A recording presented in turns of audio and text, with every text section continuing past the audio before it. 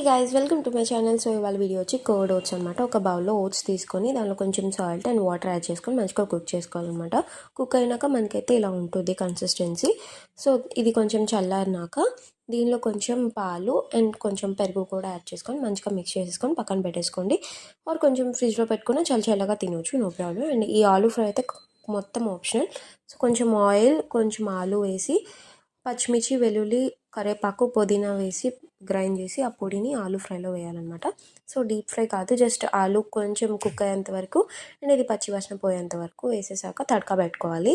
So tadka items అన్నీ వేసాక దానిలో కొంచెం జీడిపప్పు, కరివేపాకు, పచ్చిమిర్చి వేసి ఈ ముందు చేసుకున్న ఆలూ ఫ్రై కూడా వేసుకొని మంచిగా మిక్స్ చేసుకోవాలన్నమాట.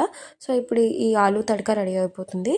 సో ఇప్పుడు ఈ ఆలూ తడకని ఓట్స్ దానిలో మిక్స్ చేసేసుకొని సర్వ్ చేసేసుకోవడమే. సో నేనైతే మ్యాంగోస్తో సర్వ్ చేసుకున్నాను. ఈ వీడియో మీకు నచ్చితే like, share and subscribe and bell కొట్టండి.